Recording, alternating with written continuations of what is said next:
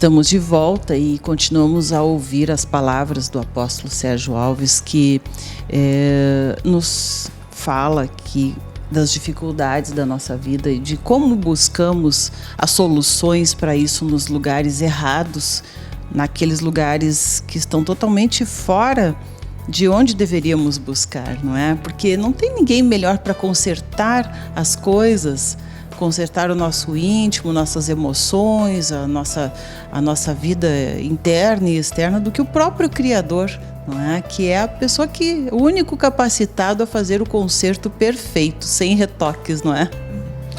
É só Deus realmente, ele tem a ciência das faculdades humanas que são imateriais. No caso, o homem tem dentro dele um espírito, tem uma alma. E veja bem que tanto o espírito quanto a alma têm faculdades. E isso é um mistério muito grande para o homem e a ciência humana hoje. Muitos fazem confusões e há muitas filosofias, muitos ensinamentos humanos que dizem que o homem é alma e corpo. Eu também lembro de uma palavra, muitos anos atrás, Galileu disse que a Terra era plana. E a Bíblia já falava que era redonda, né? Então, o homem, quando ele conhece parte, ele absolutiza como a única verdade completa. O Galileu via, não é? Só aquela reta, não é?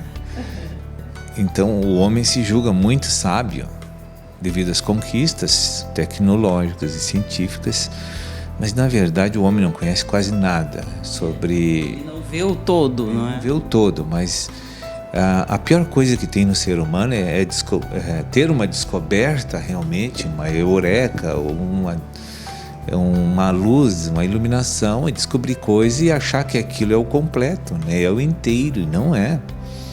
A gente tem que ser humilde para saber que estamos galgando degraus na vida, né? E que a gente precisa se colocar nessa posição. Mesmo na Bíblia, um ministro jamais pode dizer: eu tenho uma experiência, eu tenho um conhecimento. Não tem nada. Na verdade, o que Deus tem de sabedoria, de conhecimento, de coisas que nunca pensamos e imaginamos. Temos que aprender quando saímos dessa dimensão. E tudo que eu sei hoje é para o meu consumo próprio, e o meu consumo próprio pode melhorar minha condição e eu posso ajudar outras pessoas, é apenas isso. Não tem nenhum mérito na minha vida porque eu estou pregando o Evangelho de Deus. Não, eu me dediquei a umas promessas que estão aqui escritas. Aquele que medita, aquele que ora, aquele que confia, aquele que crê e aquele que tem a fé vai receber de Deus as porções segundo a minha fé. Agora, isso está acessível apenas para mim na vida? Ou para alguns do mundo? Não. É para todos que querem. Então, de maneira alguma, eu devo me posicionar como alguém especial e querer privilégios no tratamento. Não, de maneira alguma. Isso aí é uma ignorância se eu pensasse dessa forma, porque eu vejo as fraquezas, vejo a impotência diariamente da minha condição humana. E se não é pelo poder gracioso de Deus, mas a gente não teria acessado praticamente nada de bom na vida natural nem na espiritual. Mas assim, o que eu quero dizer com relação à colocação é que nós temos que ter muito cuidado assim, para analisar essas coisas, porque de repente eu passo a ser uma pessoa antipática que não com todos os aparatos que ganhei de Deus eu não vou conseguir ajudar as outras pessoas porque eu entrei na fase orgulhosa de conhecer alguma coisa que poucos conhecem, né? Como é triste isso, né? A pessoa que tem essa soberba e até essa arrogância de achar, não é, que sabe tudo, porque, né, as pessoas mais sábias que nós conhecemos, várias delas admitem, né, que quanto mais sabem, mais elas veem o quanto não sabem ainda, não é? O quanto é grandioso tudo que Deus faz. Isso é uma ignorância até pensar que se sabe, né, que já se descobriu tudo. E em relação até às palavras de Deus, eu digo assim pessoalmente que muitas vezes já li as mesmas palavras e passagens bíblicas e cada vez eu vejo algo diferente. Parece que Deus vai descortinando uma outra nuance daquilo. É incrível como, né, de um simples texto Deus nos mostra tantas coisas, né? Coisas profundas que muitas vezes nós não vemos nessas palavras, nessas letras, né? A compreensão se torna diferente, como se Deus descortinasse, né? Várias coisas que nós não vemos. Nós somos cegos realmente, e quanto nós somos cegos. A gente pensa que sabe das coisas, e como é bom quando a gente vê que não sabe. Em muitas pequenas coisas. Há pouco eu tive um exemplo aí no próprio trânsito, né? Um detalhe pequeno que nem vale a pena comentar aqui, né?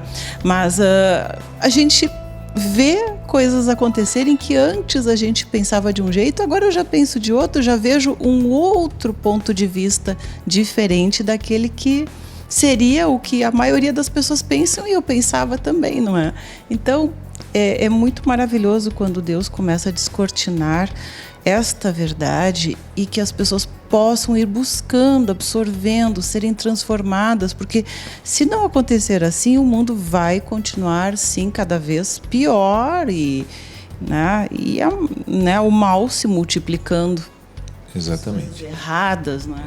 Veja bem, no momento que uma teoria terrena declara que só existe alma e corpo numa pessoa, ele excluiu Deus dessa pessoa.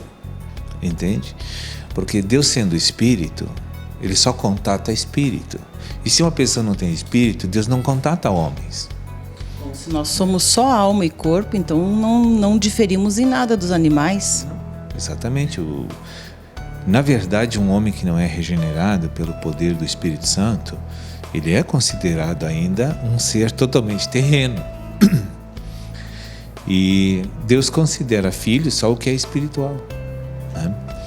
Então, se fosse acreditar nessa teoria que há muitos anos atrás chegou até mim, num livro que vendia milhares e milhares de exemplares, talvez um dos autores que mais vende livro no mundo, hoje, e eu fico pensando, esse homem tem conduzido, persuadido, nesta geração, milhões de pessoas a acreditar numa mentira ou numa meia-verdade, na melhor das hipóteses, né?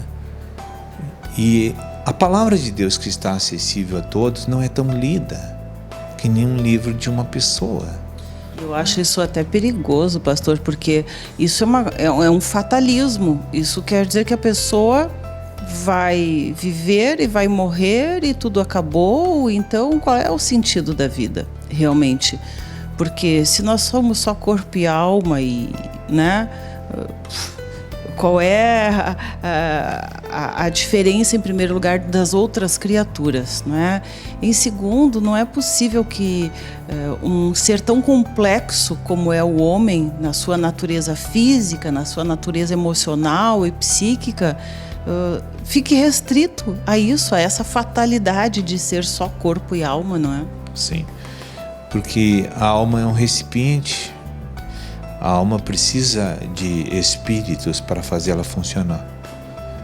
Então, se eu não ter a crença de que Deus pode estar no meu espírito para governar e direcionar minha alma a ter um viver compacto e um viver sólido e um viver sábio e poderoso, se eu não creio que na existência do Espírito e na presença de Deus em mim, então nós sabemos que a nossa carne está cheia de espíritos caídos e malignos. É por isso que o corpo não tem mais recuperação perante Deus. A nossa alma tem, mas o nosso corpo não tem mais. Deus determinou. O corpo está julgado por causa do pecado e vai para o pó. Ele vai terminar. Ou seja, os demônios, os espíritos que constituem essa carne, eles vão desencarnar daqui na nossa morte ou no arrebatamento das pessoas. E esses espíritos, todos que estão hoje na carne da pessoa, eles vão ser lançados no lago de fogo. É como a Bíblia revela. Agora, a recuperação do homem, segundo o projeto de Deus, é através do Espírito que isso acontece. Então, se eu quero me fortalecer, se eu quero ter entendimento, se eu quero ter sabedoria, se eu quero me defender dos perigos dessa vida natural e espiritual, porque hoje a maioria vê os perigos naturais. Só que os perigos naturais são oriundos do espiritual maligno, né? As pessoas esquecem que por trás daqueles fatos tão horrendos que a gente assiste aqui, né? A pessoa, isso aí é uma fatalidade. Não é fatalidade de coisa nenhuma. Isso aí são manobras de seres espirituais que estão no oculto e que pode fazer isso com oferecer problemas para qualquer pessoa.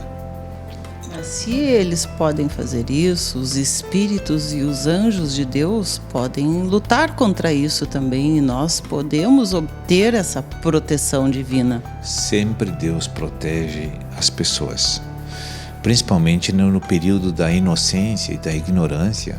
Deus dispensa bem mais proteção do que para uma pessoa que está no espírito agora. Por exemplo, ele não conhece os perigos e ele não teve a oportunidade de se decidir por Deus também por não conhecer Deus. Então é óbvio que a exigência de proteção divina sobre aquela pessoa, Deus vai dispensar mais cuidados para aquela pessoa, né? Mas são cuidados protetores, mas não um cuidado de direcionar a pessoa. É diferente. Uma coisa é proteger por ignorância, outra coisa é proteger com a sabedoria de Deus, né? Então Deus dá uma ciência para a pessoa saber não entrar mais em perigo na vida, mas saber andar se defendendo e imune às coisas ruins e malignas. E também é diferente das pessoas que buscam outro tipo de coisa e se afastam de Deus, não é? E aí realmente fica difícil ser protegido por Deus, porque está, digamos assim, servindo, né, a outros espíritos, digamos, né? Mas eu quero que o senhor explique isso melhor logo depois dos nossos comerciais. Viernes.